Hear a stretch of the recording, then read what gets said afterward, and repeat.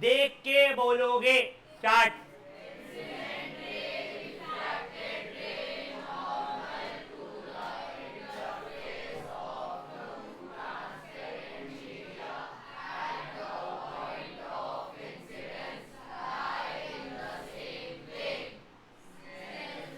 सुनो ओए, यहाँ पे ना लिखते ऐसे स्नेल्स लॉ। अब लॉ लिखते हो पूरा पूरा। Ratio of sine of angle of incidence to sine of angle of refraction is constant for a given color of light and given pair of media. This law is also called Snell's law. Mathematically, sin I by sin R equals to constant. ठीक है ना? ये ऐसे लिखते हैं, तुमको बोलना वैसे बोल लो बट लिखना मत ऐसे। स्टार्ट।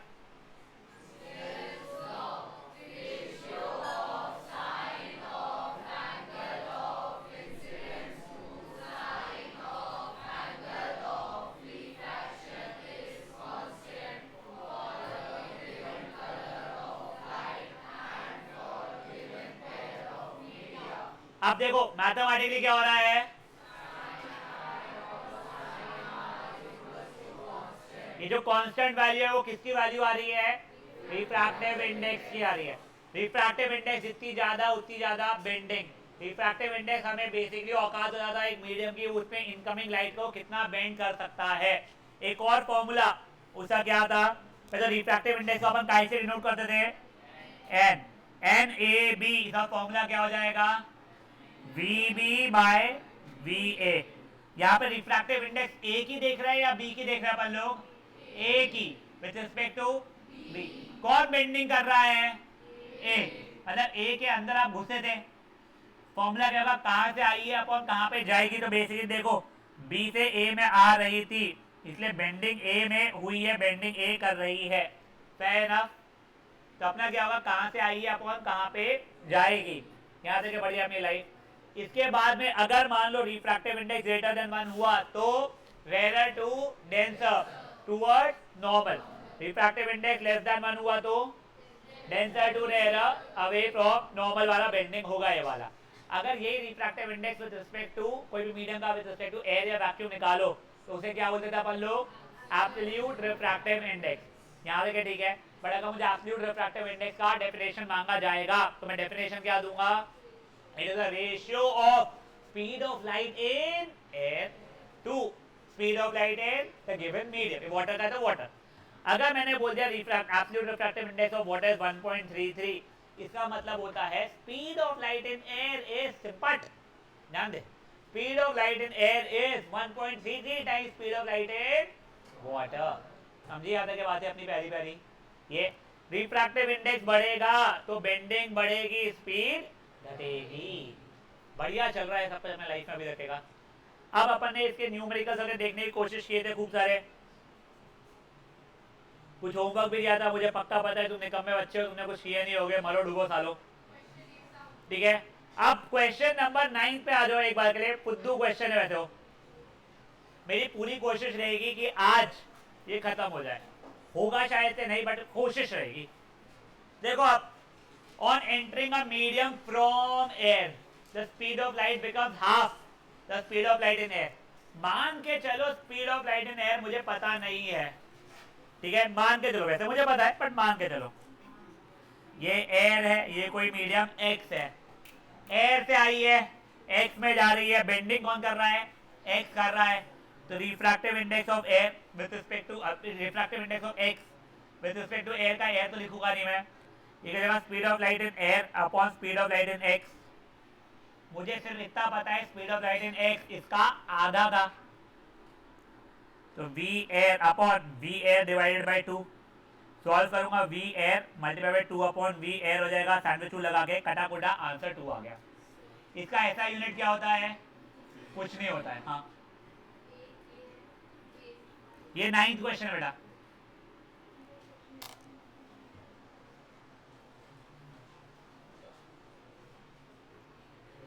बेटा बातें नहीं करेंगे प्लीज।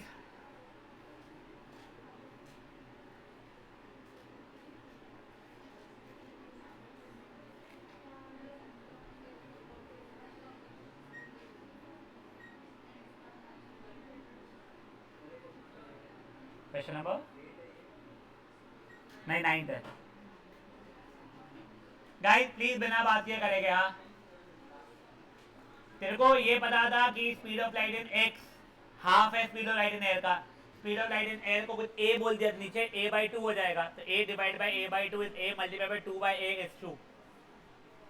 समझा क्या? हाँ तो हाँ, नहीं तो नहीं। तो तूने की मुंडी लाया मस्त से अपनी।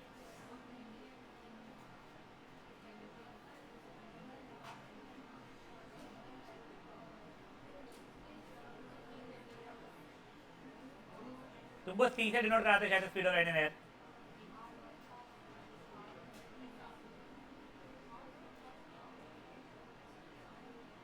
याद है क्या? ठीक है।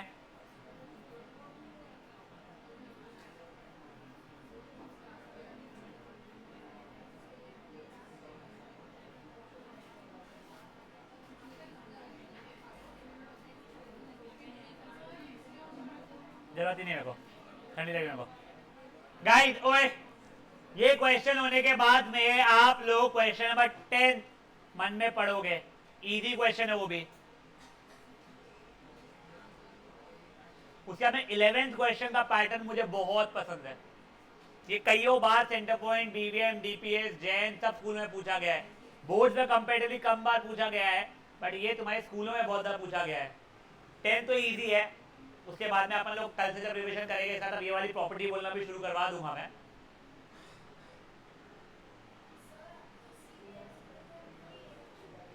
हाँ, वो उसको समझाने का पूरा तरीका।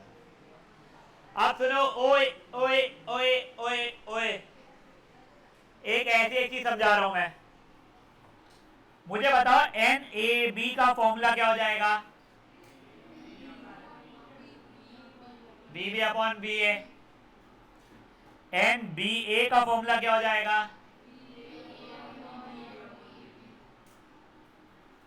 तुम देखोगे तो ये दोनों चीजें एक दूसरे का रेसिप्रोकल हो रही है क्या? ये देखो ये दोनों। तो क्या मैं बोलता हूँ N A B is 1 by N B A. मतलब अगर मान लो कभी भी refractive index of A to B is 2 by 3, तो पक्का से refractive index of B to A will be 3 by 2। कोई इशू किसी को इसमें? पक्का। तो वही क्वेश्चन यहाँ पे है।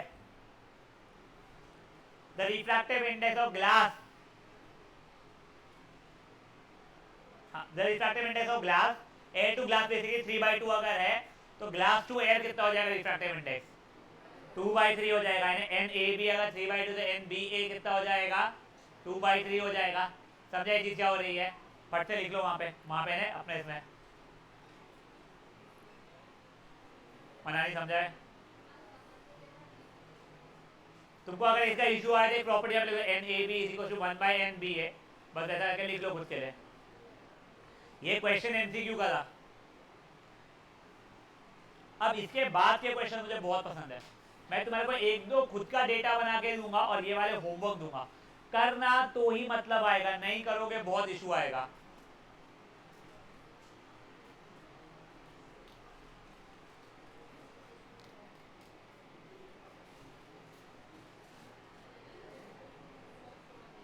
ओए शांत।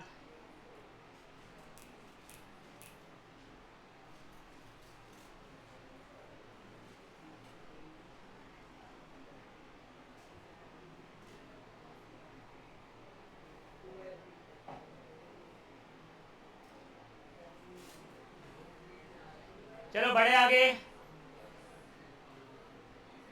बेटा अगर एन ए बी 2 बाई 3 है, एन 3 बाई 2 है, तो एन बी ए बस रेसिप्रोकल हो जाएगा। अगर ए से बी में 3 बाई 2 है, तो बी से ए में 2 बाई 3 होगा। अब ओए ओए ओए, अब प्लीज अब बातें नहीं करेंगे प्लीज गाइस। अब देखो ये पैटर्न ऑफ क्वेश्चन वैसे सिंपल है, अगर आप एक बार ध्यान दे दो। मेरा रिक्वेस्ट है पेन पेंसिल सबको नीचे रखोगे, कॉपियां बंद कर लोगे अपनी बैग आप लोग।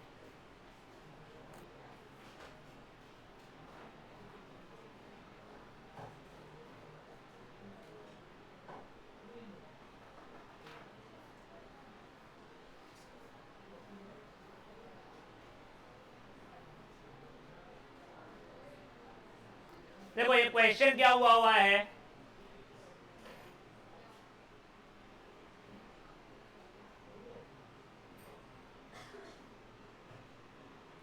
क्वेश्चन ये दिया हुआ बेटा, refractive index of X with respect to Y, बोला ध्यान दो, is 3 by 4। refractive index of y with respect to z is 2/5, then find refractive index of z with respect to x. इसको करने के बहुत तरीके होते होंगे, मेरे को एक ही तरीका आता है। मेरे को पहले जो फाइंड करना है, वैसे लिखने का टू फाइंड, मेरे को करना है n z x, इसको स्पीड के फॉर्मूला में बता दो क्या हो जाएगा, vx अपॉन vz हो जाएगा। मेरे को ये ढूंढना है बेसिकली। चलो ठीक है, मैंने आंसर शुरू किया। एन एक्स वाई 3/4 है, स्पीड के फॉर्मूले में हो जाएगा V Y upon V X is 3/4। मुझे वी एक्स और वी जेड चाहिए। क्या मैं यहाँ से वी एक्स की वैल्यू निकाल सकता हूँ क्या मैं? Sir 4vy upon 3 is V X. अब बेटा मैं इसके बाद में ये वाला फॉर्मूला लगा रहा हूँ, ये देखो अभी के लिए, एन वाई जेड इज 2/5। क्या इसको मैं एन वाई जेड की जगह पे क्या लिखा था, V Z upon V Y is 2/5। मुझे वी जेड भी चाहिए था, तो यहां से मैंने वी जेड भी निकाल दिया, 2vy अपॉन 5। कोई इशू किसी को भी? अब मेरे को जो ढूंढना था उसके ऊपर मेहनत किया मैंने। एन जेड एक्स ढूंढना था, V X upon V Z था। वी एक्स का फॉर्मूला क्या है, 4vy अपॉन 3। वी जेड का फॉर्मूला क्या है, 2vy अपॉन 5।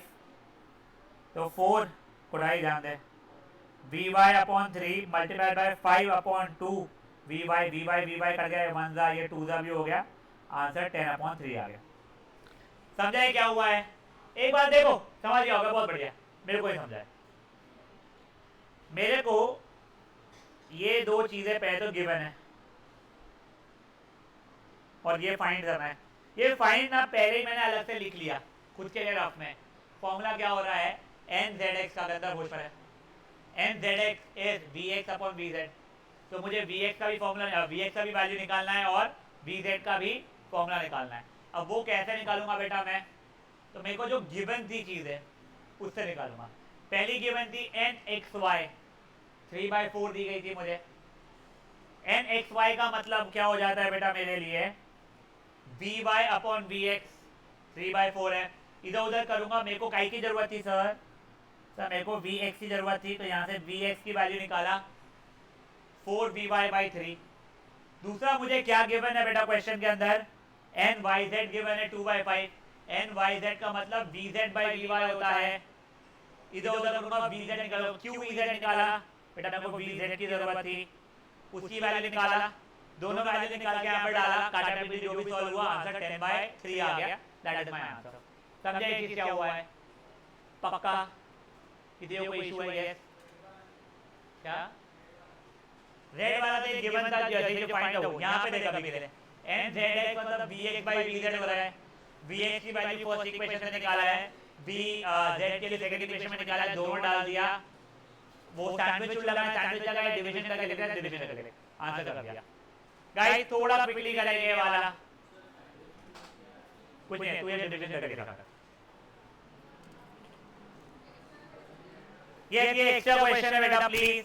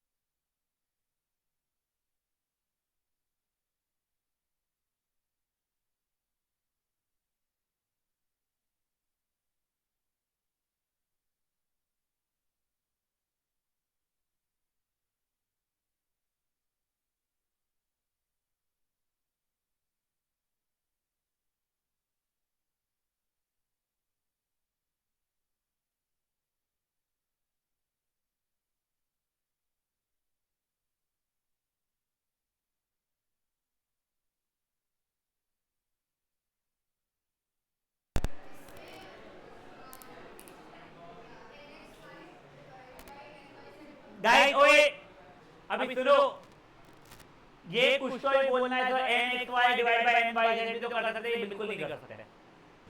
ये अगर बैठ रहा होगा, मैंने अगर कुछ और दे दिया होता तो नहीं बैठेगा वाले इशू आ जाते हैं, इसलिए मैं बेटा करता ही नहीं हूँ। इनफैक्ट यहाँ पे तो आ भी नहीं रहता जो तू बोल रही है, बेटे नहीं आते आंसर, उसे एक प्रॉपर पैटर्न में लाना पड़ता है। स्टार्टिंग में ऐसे मल्टीपल तरीके होते हैं आंसर लाने के, बट मेरे को एक ही आता है, ये एक ही तरीका बच्चे मेरे दिमाग में। गाइस ये इसमें कोई इशू है तो प्लीज बोलिए, किसी को नहीं समझा है तो बोलिए, किसी को होमवर्क मिलने वाला है फिर करके नहीं आओगे, बुकिंग आओगे। देख देखो ये समझता है कि एन एक्स वाई मतलब B Y by B X होता है। गाइस शांत, देख मेरे को पहले पूछा जो है ना, उससे मुझे क्या क्या चाहिए वो निकाल दिया। मुझे एन जेड एक्स पूछा गया है, मतलब V X upon V Z निकालना है, ये नॉर्मल बात है मेरे लिए। वो होने के बाद उसको मैं भूल गया, अब पहले ही आया मुझे जो गिवन है एन एक्स वाई, मतलब V Y upon V X is equal to 3/4 multiply इधर उधर करके मैंने वी एक्स की वैल्यू निकाली, तो मुझे पूछा गया है ना, सिर्फ वी एक्स की वैल्यू निकाल दिया। फिर ये एन वाई जेड जो गिवन है 2/5, उसका फॉर्मूला डाला V Z by V Y, मुझे वी जेड चाहिए था, इसे उसको अकेले कर दिया, मिल गया अपने को, अब वो दोनों वैल्यू यहाँ पर डाल दिया। समझा है गाइस ये पक्का? अब देखो अपन आगे बढ़ रहे हैं, सॉरी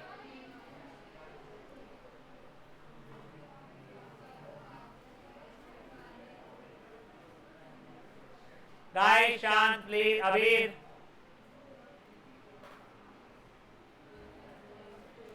बेटा प्लीज शांत, नित्य हो जाएगा तो बोलना। शास्त्री हो गया है,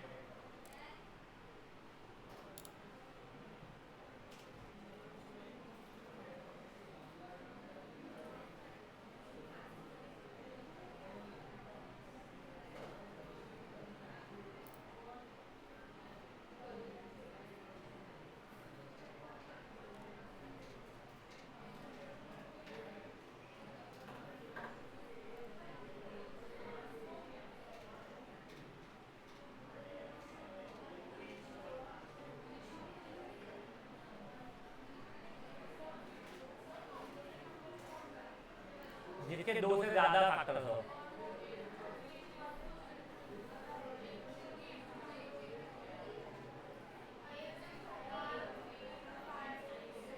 ऑड नंबर्स 1 कॉन्जिक्यूटिव का मतलब होता है आजू बाजू, 2 3 कॉन्जिक्यूटिव ऑड नंबर मतलब 1 3 3 5 रहते हैं, कॉन्जिक्यूटिव इवन 2 4 चिपके हुए को कॉन्जिक्यूटिव।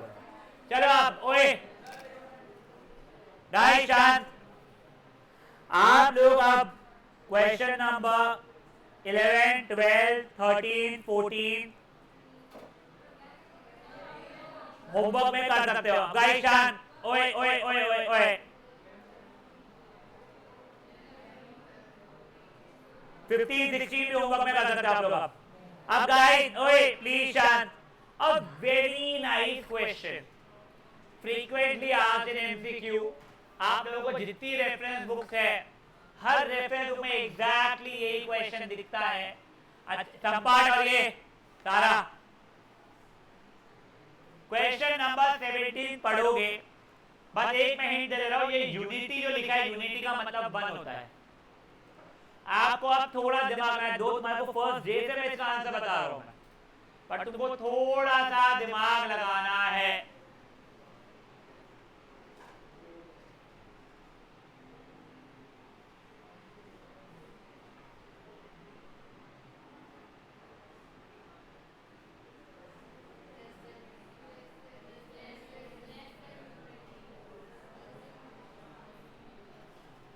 चुप बैठो।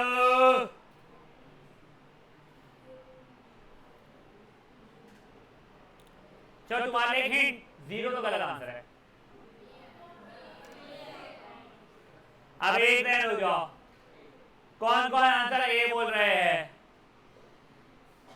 कोठारी जी, लक्षिता जी, शास्त्री जी, छापके, पांडे जी, पता नहीं क्यों। ठीक है, कौन कौन बी बोल रहे हैं? गुड बेटा, आंसर है ए। तुमको आदत क्या हो गई है ना, ऊपर से नीचे लाइट लाने की हुई है। भोकन टिकरी लोगों, एक तो एरो देखो, नीचे से ऊपर जा रहा है, ठीक है ना? ओए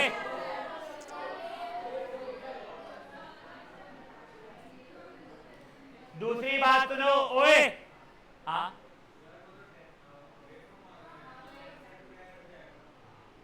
अच्छा ये क्लासिक में शुरू होता है बताना भूल गया मैं। अरे रुक जाओ मेरा सिर्फ अभी से क्वेश्चन है। तेरे हिसाब से मीडियम ए बी के ऊपर और ए बी के नीचे है या सी डी के लेफ्ट और सी डी के राइट में बताओ मुझे। बेटा यहाँ पे मीडियम ऊपर और नीचे है। दिस इज मीडियम बी ये पूरा का पूरा। This is medium B this is medium A. ठीक है ना। अब देखो ओए ये लाइट ऐसी जो जा रही है ठीक है ये मीडियम नहीं है। अबे एक गाइस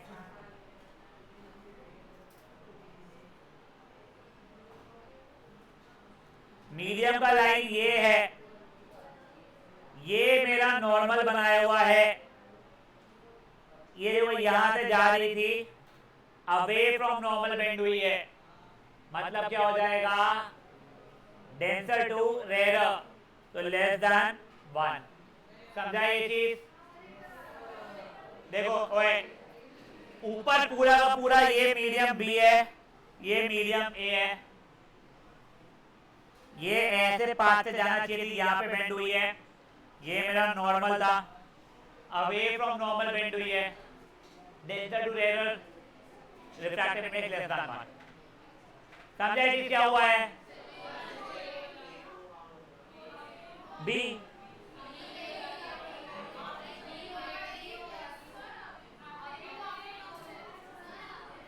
अरे मुझे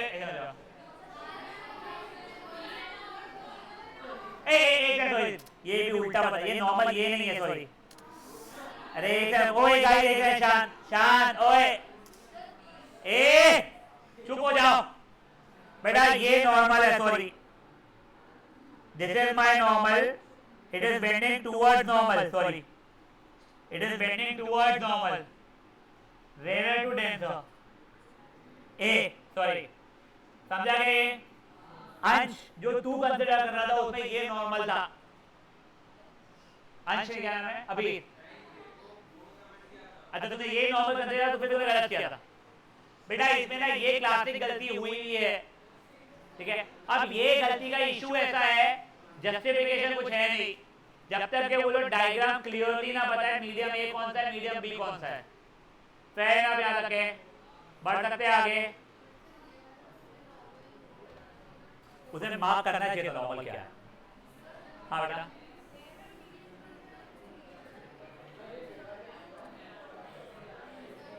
हाँ ओए गाइस शान अब ये देखो क्वेश्चन नंबर 18 भी बहुत अच्छा क्वेश्चन है गिरिपो। क्वेश्चन 18 मन में पढ़ो क्वेश्चन इजी है।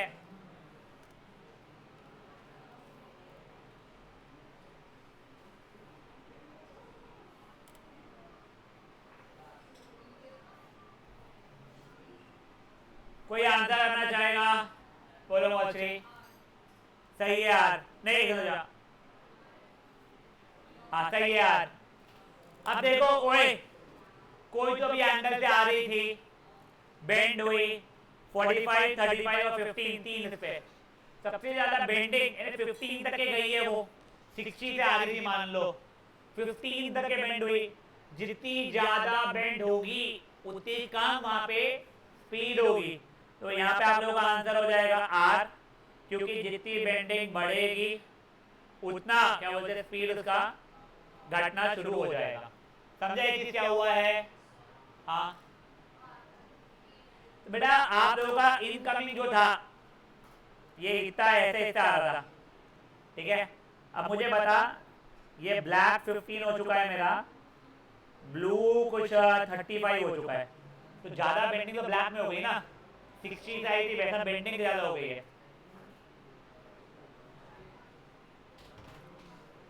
गाइस क्वेश्चन नंबर 19 पढ़ोगे आप लोग। छोटे से बड़ा।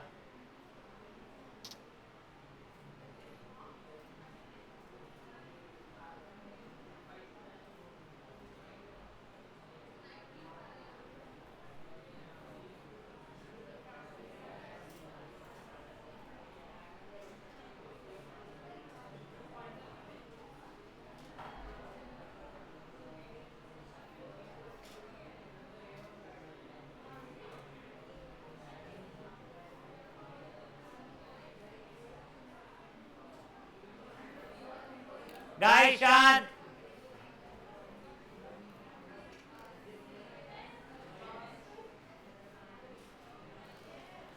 बेटा जैसे जैसे रिफ्रैक्टिव इंडेक्स बढ़ता है, मुझे बताओ, रिफ्रैक्टिव इंडेक्स बढ़ रहा है तो स्पीड घटेगी, बट बेंडिंग बढ़ेगा। बेटा बेंडिंग अगर बढ़ेगा तो एंगल तो छोटा होना शुरू हो जाएगा ना, तो एंगल छोटा होगा। सबसे छोटा एंगल जिससे ज्यादा रिफ्रैक्टिव इंडेक्स का रहेगा। अगर मान लो ये ग्लास है, ये वाटर है, ये कार्बन डाइसल्फाइड है, सबसे छोटा एंगल का सबसे ज्यादा रिफ्रैक्टिव इंडेक्स, अपने को सबसे बड़ा एंगल का सबसे छोटा रिफ्रैक्टिव इंडेक्स रहेगा। तो सबसे पहले रिफ्रैक्टिव इंडेक्स इसका सबसे बड़ा था, रिफ्रैक्टिव इंडेक्स ऑफ सी आई, इसका सबसे बड़ा है। फिर उससे छोटा किसका है, ग्लास का है, और सबसे छोटा किसका है, वाटर का है। तो अब increasing order of the angle of ये रिफ्रैक्शन कितना किसका हो जाएगा, सबसे कम इसका रहेगा, फिर इसका रहेगा, सॉरी एंगल क्या, एंगल पहले सी का, फिर एंगल जी का, और फिर एंगल डब्ल्यू का। ये सब ना क्वेश्चन तुमको अभी मस्त लग रहा है, वाह वाह क्या इजी है। बेटा ये दिमाग लगाना बहुत रुलाता है, और ये सब एमसीक्यू छाप क्वेश्चन है, और मेजरली बच्चों के एमसीक्यू में कटते हैं। तुम लोग बोर्ड के बच्चों का जितने पूछोगे कहाँ कटे, 2, 3 और 5 में तो कटते ही जल्दी उन लोगों के, एमसीक्यू में ही कटते हैं। कभी कभी केस स्टडी में कट जाते हैं, उनको डर लगता है केस स्टडी जैसे बहुत बुद्ध होता है। एमसीक्यू में 4, 6 मार्क कटा जाते बैठाड़े तमाम लोग। प्लीज एक बार देखो, मैं आपको समझाऊंगा, एक बार क्वेश्चन पढ़ो, एक बार मन में आपस में समझाऊंगा फिर से। मेरे को चाहिए बेटा, मेरे सामने बोर्ड में एमसीक्यू नहीं था। ये देखो, ओए गाइस शांत, क्या दिया गया है, 3 रिफ्रैक्टिव इंडेक्स दिया गया है। पहले सबसे बड़ा रिफ्रैक्टिव इंडेक्स कार्बन का है, कार्बन डाइसल्फाइड, फिर उससे छोटा ग्लास का है, सबसे छोटा वाटर का है। जितनी ज्यादा रिफ्रैक्टिव इंडेक्स उतना ज्यादा बेंडिंग कर दोगे आप लोग। आपने जितना ज्यादा बेंडिंग कर दिया, यहाँ देखो,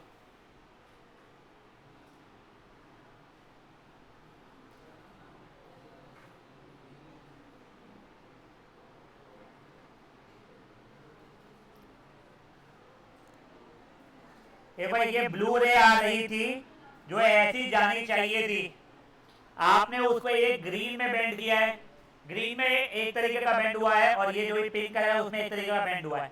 किसमें ज्यादा बेंड हुआ, ग्रीन में या पिंक में? पिंक में ज्यादा बेंड हुआ, बट एंगल किसका ज्यादा है, ग्रीन। तो जितना ज्यादा बेंड कर दोगे उतना कम एंगल बचेगा ना आप लोगों का, क्योंकि एंगल ये वाला रहता है। तो ये में भी 10 डिग्री बचा, ये में भी 25 डिग्री था, समझा।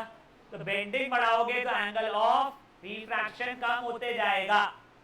तो यहाँ पे बेंडिंग, रिफ्रैक्टिव इंडेक्स जिसका ज्यादा उसकी बेंडिंग ज्यादा, बट एंगल ऑफ रिफ्रैक्शन उसका कम होना शुरू हो जाएगा। पहला याद रखे, बढ़ सकते आगे। बेटा जिनका ट्रिग्नोमेट्री नहीं है लेकिन स्टार्ट ली